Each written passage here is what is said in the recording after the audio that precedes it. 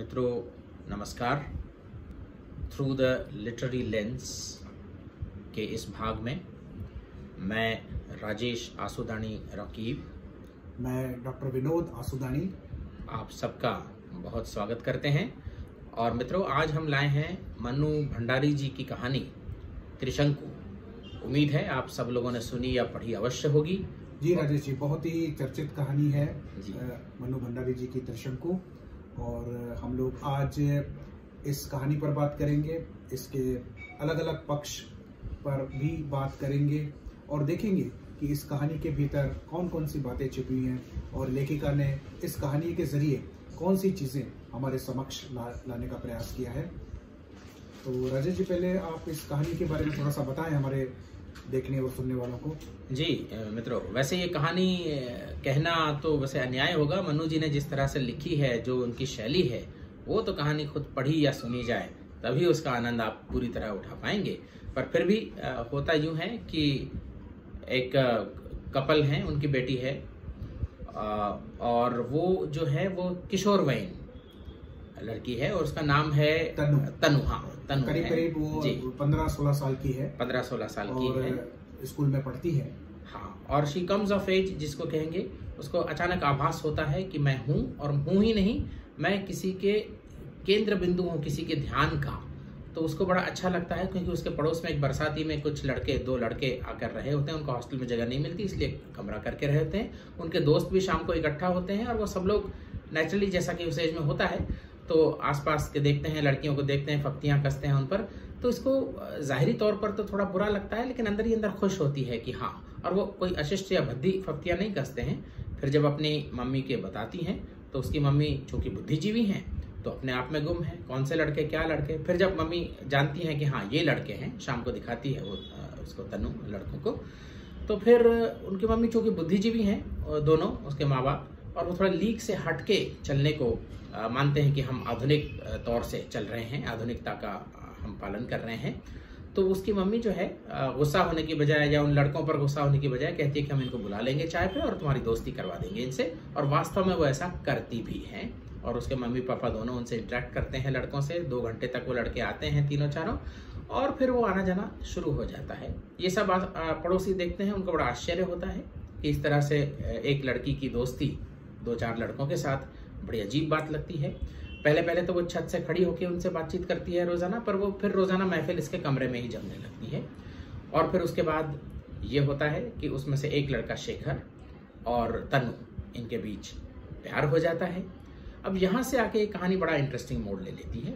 यहाँ तक तो ठीक थी बात, मम्मी ने खुद करवाया था तनु की कि हाँ भाई दोस्ती हो जाए। लेकिन उसके बाद उनकी मम्मी को ये बात खलने लगती है कि ये क्या बात होती है, अकेले में ये मिलते हैं, पढ़ाई नहीं करती है ये। तो उनको वो थोड़ा समझाने बुझाने की कोशिश करती है, लेकिन जब उससे बात नहीं बनती तो कभी कभी नाराज भी हो जाती है उस पर। और ये तनु को बड़ा आश्चर्य लगता है कि मम्मी ने खुद ही बढ़ावा दिया था दोस्ती को। तो ये तो स्वाभाविक सी बात है कि किसी एक से प्यार हो जाना। और मम्मी का खुद का लव मैरिज है और नाना से मम्मी ने जो है वो काफी झगड़ा किया था, तर्क वितर्क किए थे अपनी शादी के समय। तो यहाँ इस तरह से तकियानुसी जो दृष्टिकोण है मम्मी का, ये तनु को लगता है कि कहीं नाना का प्रभाव है, कहीं नाना मम्मी में जागृत हो उठे हैं। तो इसके बाद भी ये बात चलती रहती है। फिर उनकी मम्मी जो है वो शेखर को बुला लेती हैं घर। 3-4 दिन जब वो शेखर नहीं आता है घर पे और इनकी वजह से, तो उसको खाना खिलाती हैं। और फिर बाद में फिर ऐसे ये ऑसिलेशन जिसको कहेंगे, पेंडुलम की तरह, कभी इधर कभी उधर, इस तरह की बात होती रहती है। कभी तनु के किताब में चिट्ठियां मिलती हैं शेखर की, तो फिर मम्मी नाराज हो जाती हैं। और फिर कुछ दिन बाद शेखर को फिर बुला लेती हैं, उसके दोस्तों को भी बुला लेती हैं। फिर जब परीक्षाएं समाप्त हो जाती हैं तो तनु इच्छा प्रकट करती है कि मैं पिक्चर देखने जाऊं शेखर और उसके दोस्त के साथ। तो मम्मी बिल्कुल नाराज हो जाती है, नहीं जाने देती। और फिर छुट्टियों से पहले जब शेखर अपने गाँव जाने वाले होते हैं तो वो उसके और उसके दोस्तों को फिर खाने पर बुला लेती है। तो तनु के समझ में ये नहीं आता है कि कौन सी बात जायज़ है, कौन सी बात की इजाज़त दी जा रही है या कौन सी बात की इजाज़त नहीं दी जा रही है। तो कहीं आधा अधूरा ये जो फ्रीडम है, तो त्रिशंकु की तरह वो कहीं अधर में लटका हुआ पाती है अपने आप को। और ये कहती है कि केवल मम्मी होती तो उनसे मैं निपट लेती, पर यहाँ तो कभी मम्मी कभी नानू है, तो मैं क्या करूँ। जी बिल्कुल, ये कहानी जैसा कि इसका शीर्षक है त्रिशंकु, जो कि एक भारतीय मिथक है। और त्रिशंकु ऐसा एक पात्र है माइथोलॉजी में जो जीते जी स्वर्ग में जाना चाहता है, जो कि अलाउड नहीं होता है। तो विश्वामित्र जी उसे स्वर्ग भेजना चाहते हैं, किंतु देवता जो है स्वर्ग के दरवाजे उसके लिए बंद कर देते हैं और स्वर्ग के गेट्स के बाहर ही रह जाता है और औंधा लटकता रहता है। यानी ना तो वो धरती का है, ना ही स्वर्ग में पहुंच सकता है, बीच में कहीं अटक जाता है। विश्वामित्र जी उसके लिए स्वर्ग बनाने का भी प्रयास करते हैं, पर देवता उसको भी रोक देते हैं और केवल तारे बना पाता है। केवल तारे बना पाता है। तो अब इस मिथक के प्रतीक को लेकर के मनु भंडारी जी ने जो कहने का प्रयास ये किया है कि पेरेंट्स अपने बच्चों को कुछ तो आज़ादी देते हैं, किंतु संपूर्ण आज़ादी नहीं देते। वो इसलिए नहीं देते कि इन पेरेंट्स को अपने पेरेंट्स से उतनी ही आज़ादी मिली थी, थोड़ी ज़्यादा मिली थी। उन्होंने अपना झगड़ करके, विद्रोह करके अपने पेरेंट्स से आज़ादी ली थी और जितनी उनको मिली है उतनी ही वो अपने बच्चों को देना चाहते हैं। लेकिन होता यह है कि बच्चे जो नेक्स्ट जनरेशन है वो कुछ अधिक आज़ादी प्राप्त करना चाहते हैं। यहाँ तन्नू की जो मम्मी है, इसने भी विद्रोह किया था, उसने भी प्रेम विवाह किया था अपने पिता से, वो उसने भी झगड़ा करके आज़ादी हासिल की थी। किंतु अब इस मम्मी को ये लगता है कि तन्नू जो जिस प्रकार की आज़ादी चाहती है, लड़कों से उठना बैठना बात करना, और वो फिल्म पर जाने के लिए भी जिद करती है कि मुझे फिल्म पर जाने दिया जाए लड़कों के साथ, और इसके लिए तन्नू की मम्मी तैयार नहीं है, क्योंकि मम्मी की नज़र में इतनी आज़ादी नहीं दी जा सकती कि एक किशोरी लड़की लड़कों के साथ अकेले में फिल्म देखने जाए। हाँ, घर पर वो बातचीत जरूर कर सकती है। यानी एक तरफ उसकी मम्मी आज़ादी देती है, किंतु कितनी आज़ादी दी जाए इसकी बागडोर वो अपने हाथ में ही रखती है। और ये कहानी का एक केंद्र बिंदु है कि आज़ादी देनी भी है और आज़ादी नहीं भी देनी है। और इसलिए तन्नू जैसे जो किशोर किशोरियां हैं वे एक फिक्स्ड कंडीशन में आ जाते हैं। उनकी हालत एक त्रिशंकु जैसी हो जाती है। तो ना तो उनको पूरी तरीके से आज़ादी नहीं दी गई, ऐसा भी नहीं है, और आज़ादी दी गई, ऐसा भी नहीं है। और ये जो एक डायलेमा है, ये जो एक असमंजस की स्थिति है, मेरी नज़र में हर एक पीढ़ी के साथ ऐसा होता आया है।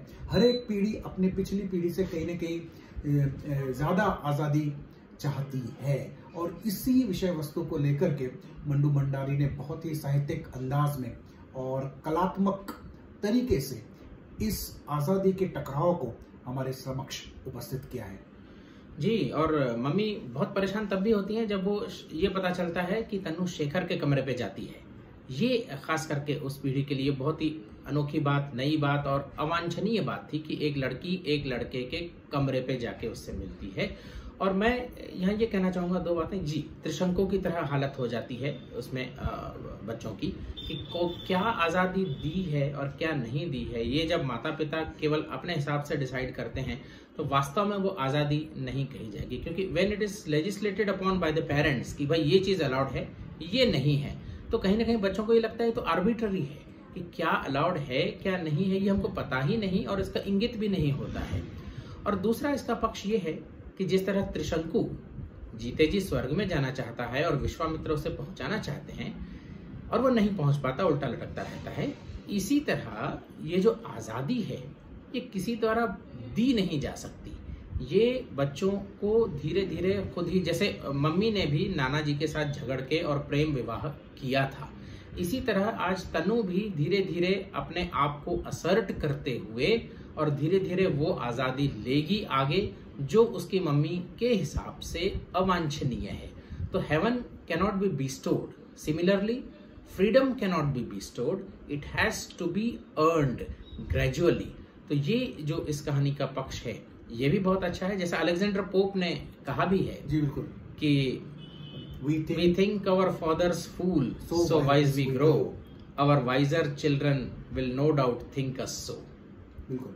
तो इस तरह से ये जो आज़ादी की प्रगति है, सीढ़ी दर सीढ़ी, पीढ़ी दर पीढ़ी, ये इस तरह चलती आ रही है। लेकिन ये जो इवोल्यूशन का प्रोसेस है, इसमें मैं ये चाहूँगा, लगता मुझे ये है इस कहानी से कि parents should be a little more, उनको थोड़ा सा स्पष्ट होना चाहिए कि किस तरह की आज़ादी हम प्रदान कर, क्या क्राइटेरिया क्या है इस आज़ादी के, निकष क्या हैं, जो जो जो जो उसकी बुनियाद में क्या तर्क है और कहाँ तक आज़ादी आपको दी गई है। उसके बाद लेकिन यहाँ वो भी सच है कि जितनी आज़ादी माता पिता द्वारा स्वेच्छा से दी जाएगी, बच्चे उसे और कुछ आगे बढ़ाना अवश्य चाहेंगे, और इसी तरह से वो ये आज़ादी की जो धारा है वो पीढ़ी दर पीढ़ी आगे चलती जाएगी। वो जिम्मेदार जो आज़ादी है, रिस्पॉन्सिबल फ्रीडम, वो इसी तरह से इवॉल्व हो सकती है। क्यों राजेश जी, लेकिन रिस्पॉन्सिबल फ्रीडम ये शब्द ही अपने आप में बड़ा मिस्टीरियस नहीं है क्या?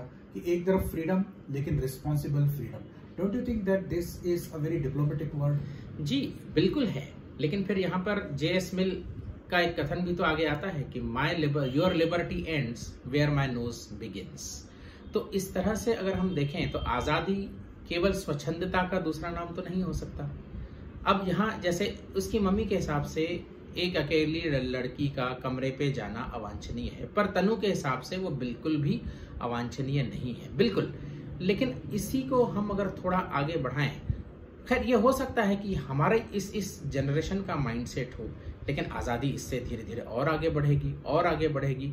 और चूंकि हम में से कोई भी अपने आप में परिपूर्ण नहीं है, तो इसलिए मैं सोचता हूँ कि हमारी जो आज़ादी है वो एक जिम्मेदार आज़ादी इस लिहाज में हो कि हम उससे अपना या समाज का कहीं इर्रिपेरेबल डैमेज जब तक नहीं करें, तब तक वो आज़ादी ठीक है। इसके अलावा आज़ादी का थीम तो इसमें है ही है, किंतु इसमें एक जो किशोर अवस्था के लड़के लड़कियां हैं और जो उनके माता पिता हैं, इनके संबंधों का विषय भी है कि आपस में उनका कितनी अंडरस्टैंडिंग है, कितना एक दूसरे को समझते हैं। यहाँ तन्नू की मम्मी के फेवर में एक बात बिल्कुल कही जा सकती है कि वो इतना अलाउ करती है, लड़कों को घर में आने देती है, बातचीत होने देती है, चर्चाएं होती हैं। तो ये एक सकारात्मक दृष्टिकोण के साथ जो अपनी बेटी की तरफ उसको रखती है और उसकी भावनात्मक आवश्यकताएं समझती है कि उसका मन है कि लड़कों से बातचीत वो करती रहे। तो ये भी बहुत एक मन्नू भंडारी जी ने हमें भारतीय परिप्रेक्ष्य में देखे तो इतना करना भी शायद बहुत है। आज भी बहुत सारे घर हैं जहाँ पर बिल्कुल कर्फ्यू लग जाता है, एक लड़की को लड़कों से बात करने नहीं दी जाती, यंग लड़कियों को मिलना बिल्कुल भी खराब समझा जाता है। तो उस दृष्टि से देखें तो निश्चित रूप से ये एक प्रोग्रेसिव स्टोरी मानी जाएगी। बिल्कुल संवेदनशील है उसकी मम्मी। जब आधी रात को शेखर को टहलता हुआ देखती हैं, अकेले सिगरेट पीता हुआ, 2 घंटे बाद भी वही रहता है, तो उनका मन उद्वेलित हो जाता है, क्योंकि वो कहीं ना कहीं वो भी एक प्रेम विवाह करके उन्होंने भी आज़ादी छीनी है। वो कहते हैं ना, जिंदगी भीख में नहीं मिलती, जिंदगी बढ़ के छीनी जाती है, साहिर लुधियानवी जी ने जो कहा है।